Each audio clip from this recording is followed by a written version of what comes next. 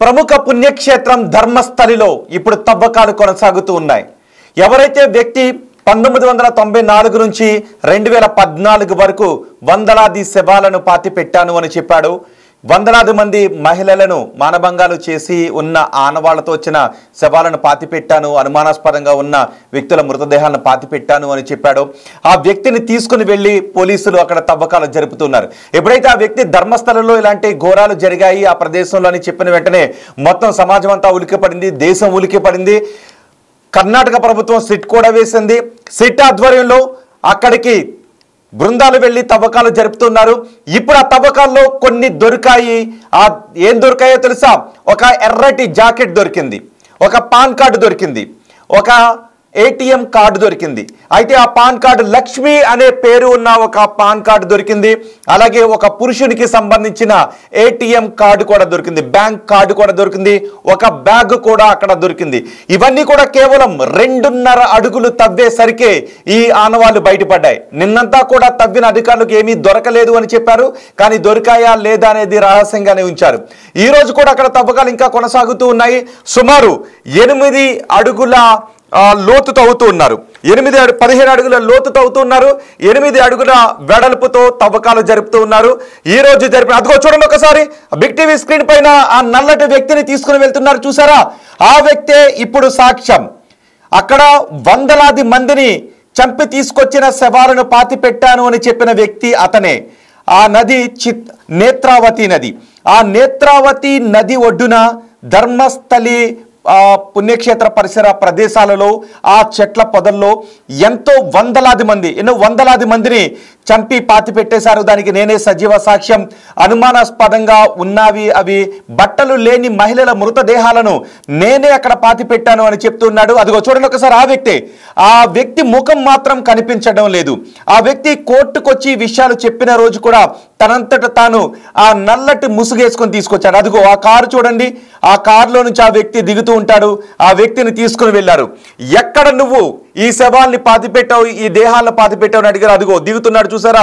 ఆ వ్యక్తినే తీసుకొని ఆ అటవీ ప్రాంతంలోకి తీసుకుని వెళ్తున్నారు. ఆ అటవీ ప్రాంతంలోనే ఈ వ్యక్తి చేతుల మీదుగా ఎంతో మంది మహిళలు, వాళ్ళు అఘాయిత్యాలకు గురైనటువంటి మహిళలు, అఘాయిత్యాలకు గురైనటువంటి పురుషుల దేహాలను పాతిపెట్టానని చెబుతున్నాడు.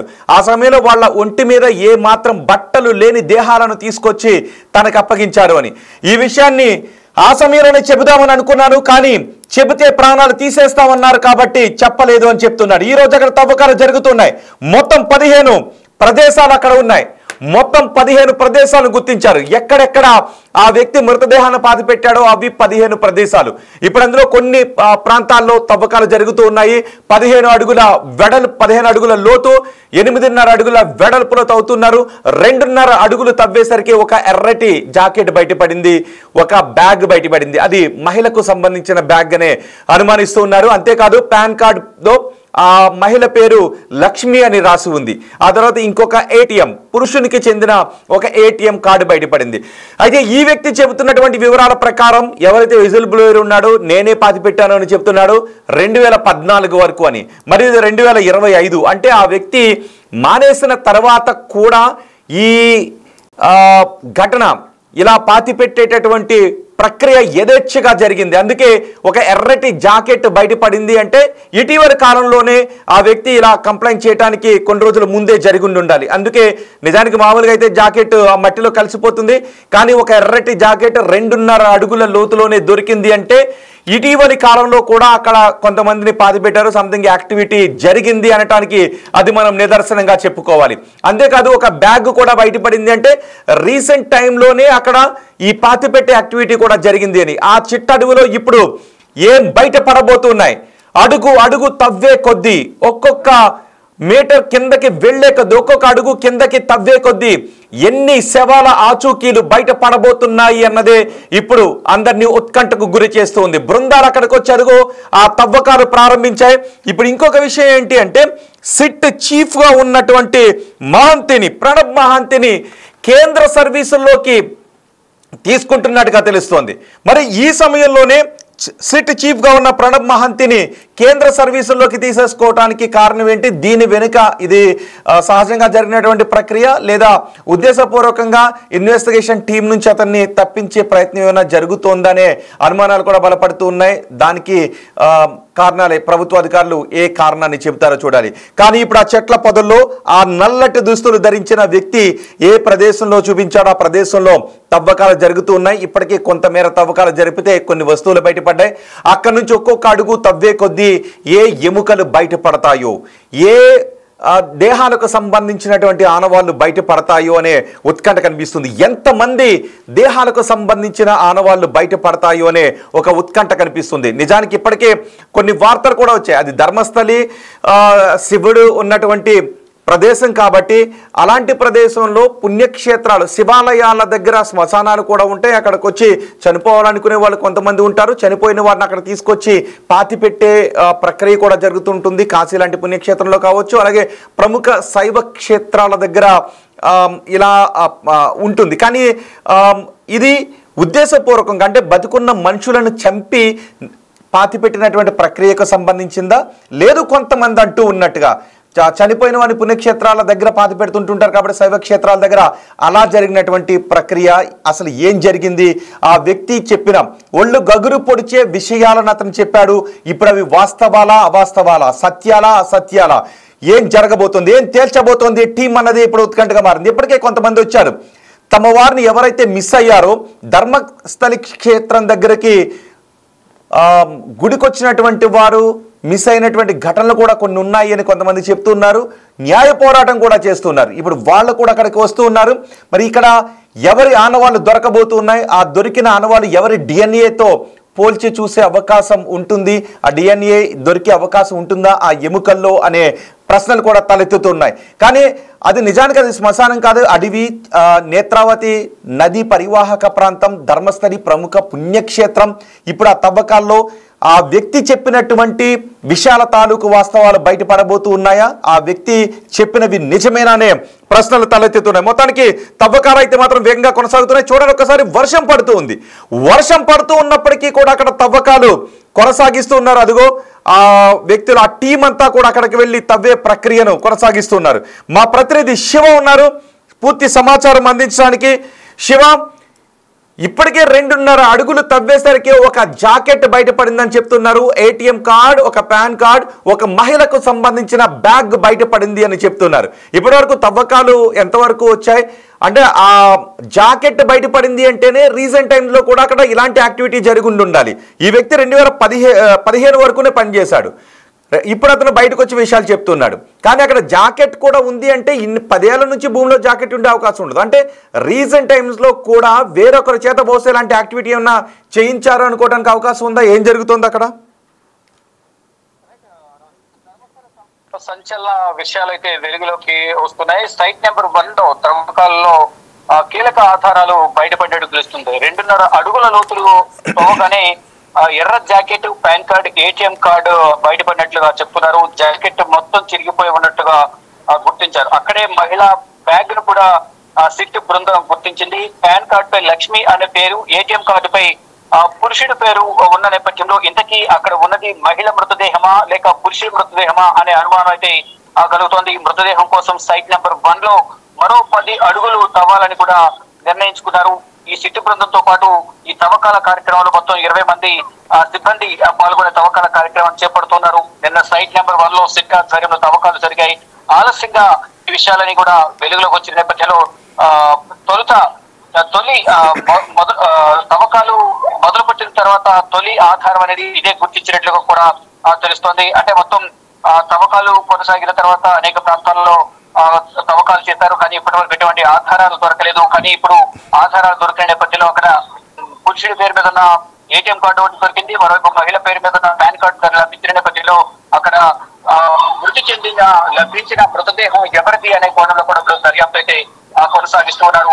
మొత్తంగా చూసుకుంటే ఈ సైట్ నెంబర్ 1 లో ఏదైతే పారిశుద్ధ్య కార్మికుడు తానే ఈ మొత్తం మృతదేహాలను కూడా ఖననం చేశారని చెప్తున్నారో మహిళలు, అలాగే ఇటు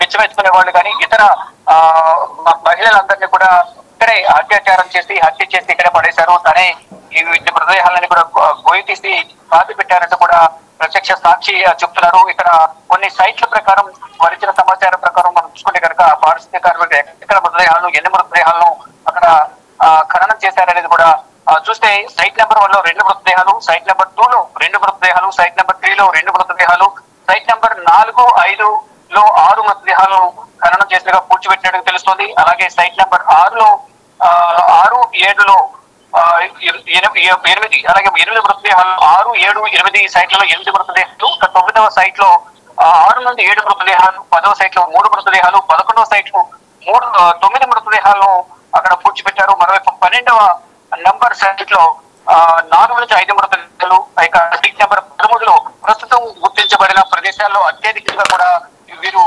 మృతదేహాలను గుర్తించే అవకాశం ఉన్నట్టు. అంటే శివ, ఇప్పుడు ఈ ఎర్ర jacket ATM card, pan card దొరికింది సైట్ నెంబర్ 1 అని అంటున్నారు కదా, అక్కడ ఎన్ని మృతదేహాలను తన పూడ్చిపెట్టానని చెప్తున్నాడు? తను చెప్తున్న దాని ప్రకారం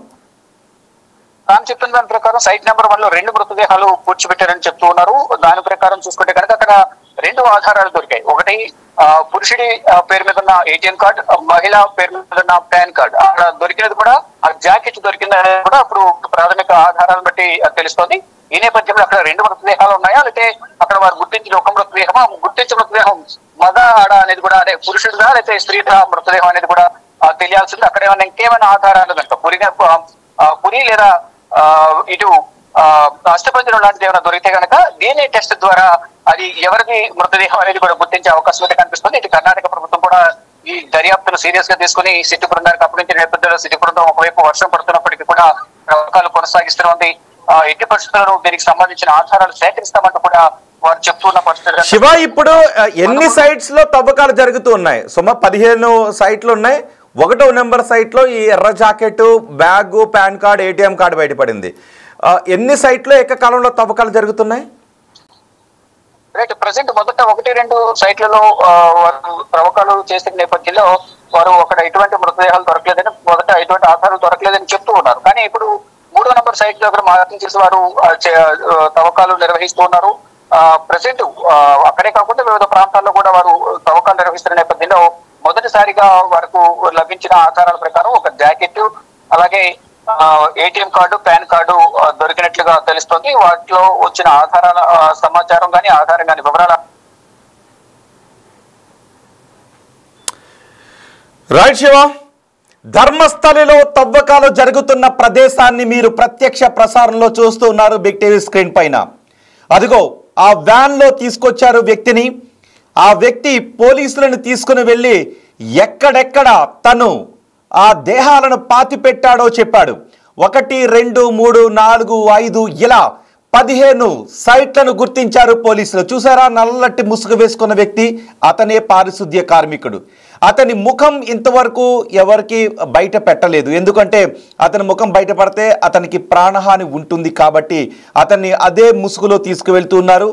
అతని వివరాలు, ఒకవేళ అతని వివరాలు బయటపడితే వాళ్ళ ఫ్యామిలీ మెంబర్స్ కూడా కొంత ఆపద ఉండే అవకాశం ఉంటుంది కాబట్టి ఆ వివరాలు బయట పెట్టలేదు. ఆ వ్యక్తి ఆ నది ఒడ్డు నుంచి తీసుకుని వెళ్ళాడు, ఆ చెట్ల పొదల్లో నుంచి ఆ లోపలికి తీసుకుని వెళ్ళాడు. చూడండి, ఆ మార్గంలోనే తీసుకువెళ్ళాడు. అదిగో ఆ దట్టమైన చెట్ల పొదల్లోనే అక్కడే కొంతమంది మహిళలు, మరికొంతమంది పురుషుల దేహాలను పాతి పెట్టేశారు. మరి ఆ పురుషులను ఎందుకు వాళ్ళందరినీ కూడా చంపినటువంటి వాళ్ళు సాధారణంగా చనిపోయినటువంటి దేహాలు కాదు అవి అని అతను చెబుతూ ఉన్నాడు. అంటే అతను చెబుతున్న వివరాల ప్రకారం వారందరూ కూడా చంపబడ్డారు అని చెబుతున్నారు. మరి ఆ చంపబడ్డ పురుషులు ఎవరు? ఆ పురుషులను చంపాల్సిన అవసరం ఎందుకు వచ్చింది? ఆ చంపబడ్డ మహిళలు ఎవరు? ఈ వివరాలన్నీ ఇప్పుడు బయటకు రావాల్సిన అవసరం ఉంది. ఈ చంపటానికి కారకులు ఎవరు? వాళ్ళందరినీ చంపింది ఎవరు? ఇప్పటికే ఈ మరణాలకు సంబంధించి, ఆలయానికి సంబంధించి ఆలయానికి సంబంధించి అపవిత్రతను చేకూర్చడానికి, అప్రతిష్టను తీసుకుని రావడానికి కొంతమంది చెబుతున్నవి అని ఆలయానికి సంబంధించిన వారు కొంతమంది అంటూ ఉన్నారు. కానీ ఆ వ్యక్తి చెబుతున్న దాంట్లో మాత్రం వాస్తవాలు ఉన్నాయి అని చెబుతూ ఉన్నారు. మరి ఒకవేళ ఇది నిజమే అయితే అసలు దోషులు ఎవరు? వాళ్ళు ఎందుకు వాళ్ళందరినీ చంపి ఈ వ్యక్తిని పాతి పెట్టమని తీసుకొచ్చి ఇచ్చారు? వాళ్ళందరిపైన అఘాయిత్యాలు చేసి ఆ మహిళను చంపేసి వాళ్లతో పాటు ఉన్న పురుషులను కూడా ప్రతిఘటించినందుకు చంపేసి తీసుకొచ్చి అక్కడ పాతి పెట్టారా, లేదా దీని వెనుక ఇంకేదైనా ఉందా? ఏ వాస్తవాలు ఇప్పుడు ఆ తవ్వకాల్లో బయటపడబోతున్నాయి? ఆ చెట్ల సాక్షిగా పాతి పెట్టిన దేహాలు ఎవరివి? ఎటువంటి చిత్రహింసలు చేసి ఎటువంటి అఘాయిత్యాలకు వాళ్ళని గురి చేసి ఆ చెట్ల పొదల్లో అక్కడ పాతి పెట్టారు? సిట్ తేల్చబోతుందా? ఏం జరగబోతుంది? తవ్వే కొద్దీ ఎన్ని మృతదేహాలు ఇప్పుడు బయటకు రాబోతూ ఉన్నాయి? బహుశా అవి చిత్రహింసలకు గురి కాబడి అఘాయిత్యాలకు గురి కాబడి చంపిన దేహాలే అయితే ఆ చనిపోయేటప్పుడు వాళ్ళు ఎంత చిత్రవద అనుభవించి ఉండుంటారో, వాళ్ళు ఎన్ని శాపాలు ఆ చంపిన వాళ్ళకి పెట్టుండుంటారో, ఇప్పుడు వాళ్ళ పాపాలన్నీ బయటకు వచ్చే అవకాశం ఉంటుందా? ఇది నిజంగా చిత్రహింసలు పెట్టి చంపిన తర్వాత అక్కడ పాతి పెట్టిన మరణాలేనా? ఇప్పుడు బయటపడింది ఒక జాకెట్, ఒక ఏటీఎం కార్డ్, ఒక పాన్ కార్డ్, ఒక బ్యాగ్. ఆ వ్యక్తి చెబుతున్న వివరాల ప్రకారం 1994 నుంచి 2014 వరకు యథేచ్ఛగా ఈ కార్యక్రమం జరిగింది, ఈ ఘటనలు జరిగాయని చెబుతున్నారు. అంటే సుమారు 10 సంవత్సరాలు అయిపోయింది ఇప్పటికే. కానీ ఎర్రటి జాకెట్ ఇప్పుడు బయటపడింది అంటే జాకెట్ ఆనవాళ్ళు సుమారు 10 సంవత్సరాల పాటు ఒక జాకెట్ భూమిలో ఉండే అవకాశం ఉండదు. కానీ ఇప్పుడు 2.5 అడుగులు తవ్విన తర్వాత ఒక జాకెట్ బయటపడింది అంటే కొన్ని రోజుల క్రితం వరకు కూడా అక్కడ ఏదో జరిగిందన్నమాట. ఆ వ్యక్తి తన ఉద్యోగాన్ని మానేసిన తర్వాత మరొకరిని ఎవరినో పెట్టి బహుశా ఇలాంటి ఘటనలకు ఇంకా పాల్పడుతూనే ఉన్నారా? ఈ అనుమానాలు కూడా వ్యక్తమవుతున్నాయి. ఎందుకంటే 2.5 అడుగుల లోతులోనే ఒక జాకెట్ బయటపడింది అని అక్కడ టీంలో వెళ్ళిన ఒక లాయర్ విశ్వసనీయంగా చెప్పినటువంటి సమాచారం ఆధారంగా తెలుస్తూ ఉంది. అంటే జాకెట్ బయటపడింది అంటే బహుశా కొన్ని రోజుల క్రితం అలాంటి యాక్టివిటీ ఏదో జరిగి ఉండాలి. సో అక్కడ ఇంకా తవ్వే కొద్దీ ఏదైనా దేహం బయటకు రాబోతుందా? మరణాలకు సంబంధించిన ఆనవాళ్లు ఇప్పుడు ఆ తవ్వకాల్లో బయటకు రాబోతున్నాయా? చూడండి ఒకసారి. ఆ నేత్రావతి నది పరిసర ప్రాంతాల్లో వర్షం పడుతుంది. వర్షం పడుతూ ఉన్నప్పటికీ కూడా వాళ్ళు ఆ తవ్వకాలను కొనసాగిస్తూ ఉన్నారు. నిన్న జరిపిన తవ్వకాలు ఏవి బయటపడలేదు. మరి ఆ పుణ్యక్షేత్రంలో ఏం జరిగింది? ఆ పుణ్యక్షేత్ర పరిసరాల్లో జరిగిన మారణకాండ జరిగింది అని చెబుతున్నారు, అఘాయిత్యాలు జరిగినవని చెబుతున్నారు కొంతమంది. అంటే పుణ్యక్షేత్ర పరిసర ప్రాంతాలు, అది దేవాలయానికి సంబంధం ఉందా, లేదంటే దేవాలయ కమిటీకి సంబంధం ఉందా లేదా అనేది తేలాల్సినటువంటి విషయం. కానీ ఆ ధర్మస్థలిలో, ఆ భూభాగంలో, ఆ నది ఒడ్డున, ఆ అటవీ ప్రాంతంలో కొన్ని దేహాలను చిత్రహింసలు చేసి చంపిన దేహాలను, అఘాయిత్యాలు చేసి చంపిన మహిళల దేహాలను నేనే పాతి పెట్టాను అని చెప్పిన ఆ వ్యక్తి మాటల్లో వాస్తవం ఏంటో సిట్ తేల్చబోతుందా? కర్ణాటక ప్రభుత్వం తేల్చబోతుందా? తవ్వే కొద్దీ అక్కడ ఇంకా ఏం బయటపడబోతున్నాయి అన్నదే చాలా ఉత్కంఠ కలిగిస్తున్నటువంటి అంశం. మీరేమనుకుంటూ ఉన్నారు? ఇప్పటికీ ఆ వ్యక్తి చెప్పిన దానిపై కొన్ని మిశ్రమ వ్యాఖ్యలు వినిపిస్తూ ఉన్నాయి. ఆ ధర్మస్థలిని పేరు చెడగొట్టడానికి, అప్రతిష్ట తీసుకుని రావడానికి కొంతమంది చేస్తున్నటువంటి కుట్రాని కొంతమంది అంటూ ఉంటే, లేదు ఆ అఘాయిత్యాలు జరిగాయి, ధర్మస్థలికి వెళ్ళి మిస్ అయిపోయిన వాళ్ళ కుటుంబ సభ్యులు వాళ్ళ కోసం ఇంకా పోరాటం చేస్తూనే ఉన్నారు అని చెప్తూ ఉన్నారు. వాళ్ళు కూడా అక్కడికి వచ్చి నిజమే ఆ ప్రదేశానికి వచ్చి మిస్ అయిపోయిన మా వాళ్ళు ఉన్నారు, ఇంతవరకు వాళ్ళ ఆచూకీ తెలియలేదు అని. ఇప్పుడు దొరికే ఆ ఎముకలలో ఎవరి కోసమైతే వెతుకుతున్నారో వాళ్ళ కుటుంబ సభ్యులతో డిఎన్ఏతో పోలే ఆనవాళ్ళు ఏమన్నా దొరకబోతూ ఉన్నాయా? ఏం జరగబోతోంది అన్నదే ఇప్పుడు పెద్ద క్వశ్చన్గా మారింది, పెద్ద అనుమానాస్పదంగా మారింది, చాలా ఉత్కంఠగా కూడా మారింది. ఇప్పుడు ఒక్కొక్క అడుగు లోతుకి వెళ్ళే కొద్ది 15 అడుగుల లోతుకి తవ్వబోతున్నారు. ఇప్పుడు 2.5 అడుగుల లోతులోనే ఇవి దొరికాయి అంటే 15 అడుగుల లోతులో ఇంకా చాలా మృతదేహాలకు సంబంధించిన ఆనవాళ్ళు దొరకబోతున్నాయా? మీరేమనుకుంటూ ఉన్నారు? ఇది ధర్మస్థలి ప్రతిష్టను చెడగొట్టడానికి చేసినటువంటి ఏదైనా ప్రయత్నంగా అనిపిస్తుందా? లేదు ఆ నల్లటి ముసుగులో కనిపిస్తున్న వ్యక్తి చెబుతున్న మాటల్లో వాస్తవాలు ఉన్నాయని మీరు అనుకుంటూ ఉన్నారా? అక్కడ అఘాయిత్యాలు జరిగాయి, అరాచకాలు జరిగాయి, ఎంతో మందిని చిత్రహింసలకు గురి చేసి అక్కడ చంపేశారు అన్న దాన్ని మీరు నమ్ముతూ ఉన్నారా? ప్రభుత్వం ఇవన్నీ కూడా, కర్ణాటక ప్రభుత్వం వీటన్నిటిని బయట పెడుతుంది అని మీరు అనుకుంటూ ఉన్నారా? మీ అభిప్రాయాన్ని కమెంట్ బాక్స్లో తెలియచేయండి. చూద్దాం. మరి ఈరోజు 2వ రోజు అక్కడ తవ్వకాలు కొనసాగుతున్నాయి. ఆ చిట్టడివి ప్రదేశంలో ఆ చెట్టు కొమ్మల సాక్షిగా బయటపడే వాస్తవాలు ఏంటో చూడాలి అని మొత్తం దేశం, ప్రపంచం కూడా ఎదురు చూస్తుంది. చూద్దాం ఏం జరుగుతుందో. అండ్ మీ అభిప్రాయాన్ని కమెంట్ బాక్స్లో తెలియచేయండి. చాలామంది అంటూ ఉన్నారు, కొంతమంది కమెంట్స్ కూడా చేశారు, దీన్ని నమ్ముతున్నామని కొంతమంది కమెంట్ చేస్తూ ఉంటే, లేదు దీని వెనుక కుట్ర ఉంది అని మరి కొంతమంది కూడా కమెంట్ చేస్తున్నారు. అంతేకాదు, మేము ఒక పోల్ కూడా నిర్వహిస్తున్నాం. ఇక్కడ జాకెట్లు దొరికాయి అంటే ఇక్కడ మహిళల మృతదేహాలు ఉన్నట్టేనా? నిజానికి అక్కడ ఏమేమి దొరికాయన్న దాని గురించి కూడా చెప్పారు. జాకెట్ దొరికింది, ఒక మహిళకు సంబంధించిన పాన్ కార్డు దొరికింది, లక్ష్మి అనే మహిళకు సంబంధించిన పాన్ కార్డు. ఆ పాన్ కార్డు పై ఉన్న పేరు లక్ష్మి. అంటే ఒక బ్యాగ్ కూడా దొరికింది అక్కడ. ఒక్కొక్క సైట్లోనూ ఎన్నెన్ని మృతదేహాలను అక్కడ పాతిపెట్టాను. 1వ నెంబర్ సైట్లో ఎంతమందిని పాతిపెట్టాను, 2వ నెంబర్ సైట్లో ఎంతమందిని పాతిపెట్టాను, 15వ నెంబర్ సైట్లో ఎంతమందిని పాతిపెట్టాను అనేది అతను చెప్పాడు. ఒకవేళ ఈ వివరాలు ఇంకొక మాట కూడా చెప్పాడు. నేను ఈ వివరాలను అప్పుడే బయట పెడదామని అనుకున్నాను, బయట పెడితే నిన్ను చంపేస్తామని బెదిరించారు కాబట్టి నేను బయట పెట్టలేకపోయాను అని చెప్తున్నాడు. ఇప్పుడు బయట పెట్టడానికి కారణం ఏంటి అంటే, ఇంతమంది చావులను నేను చూసిన తర్వాత వాళ్ళందరూ అఘాయిత్యాలకు గురి కాబడి చనిపోయారని నాకు తెలిసి కూడా ప్రాణభయంతో నేను వాటన్నిటిని పాతిపెట్టాను. నేను అలాంటి గిల్టీతో బతకలేకపోతున్నాను, అందుకే దీనిపై న్యాయ విచారణ జరిపించండి అని చెప్పి నేను కోర్టు దగ్గరికి వచ్చాను. కాబట్టి దీనిపై న్యాయ విచారణ జరిపించండి. నేను అన్సౌండ్ పర్సన్ని కాదు, నేను పూర్తిగా ఆరోగ్యంగా ఉన్నటువంటి మనిషినే, నేను చెబుతున్నటువంటి వాస్తవాలు, నాకు ఎటువంటి మానసిక సమస్యలు కూడా లేవు అని ఆ వ్యక్తి చెబుతున్నాడు. సో ఆ వ్యక్తికి వైద్య పరీక్షలు చేసిన తర్వాతే ఆ వ్యక్తి మానసికంగా పర్ఫెక్ట్ అని నిరూపితం అయిన తర్వాతే, ఆ వ్యక్తి చెబుతున్న దాంట్లో ఎక్కడో వాస్తవాలు ఉన్నాయి అని అనిపించిన తర్వాతే అక్కడ తీసుకెళ్లి తవ్వకాలు జరుపుతున్నారు. దీని కర్ణాటక రాజకీయాలను ఈ అంశం కుదిపేస్తూ ఉంది. మొత్తం మిగిలిన దేశవ్యాప్తంగా ఉన్నటువంటి ప్రజలందరూ కూడా ఎదురు చూస్తూ ఉన్నారు. ధర్మస్థలిలో ఇప్పుడు బయటపడబోయేది ఏంటి? ఆ నల్లటి ముసుగులో వెళుతున్నటువంటి వ్యక్తి చెప్పిన మాటల్లో వాస్తవాలు ఉన్నాయా, ఏం జరగబోతుందని ఎదురు చూస్తున్నారు. సో మీరేమనుకుంటున్నారు? మీ అభిప్రాయాన్ని కమెంట్ బాక్స్లో తెలియచేయండి. ఈ తవ్వకాలు అయితే మాత్రం అన్ని సైట్లోనూ తవ్వకాలు కొనసాగుతాయి. కొన్ని నది లోపలికి ఉన్నాయి, కొన్ని నది గర్భంలోకి ఉన్నటువంటి ఏరియాలు ఉన్నాయి. ఎందుకంటే అతను తవ్వి తీసి కప్పెట్టిన దాంట్లో నదీ గర్భంలో, నీరు పారుతున్నటువంటి నదీ గర్భంలో కూడా ఉన్నాయి. అప్పుడు నీళ్లు తక్కువగా ఉండటంతో అక్కడ పాతి పెట్టాడు. ఆ తర్వాత ఇప్పుడు నీళ్లు రావడంతో అవన్నీ కొట్టుకు వెళ్ళే అవకాశం ఉంటుంది. నది తీర ప్రాంతంలో గట్టు పైన ఉన్నటువంటి ప్రాంతాలు కూడా కొన్ని ఉన్నాయి. సో ఇప్పుడు వాటన్నిటినీ కూడా తవ్వుతున్నారు. ఈ తవ్వకాలు పూర్తయ్యే నాటికి, ఇవి ఐడెంటిఫై చేసిన 15 సైట్లను తవ్వే నాటికి ఎటువంటి వాస్తవాలు బయటకు వస్తాయో చూద్దాం.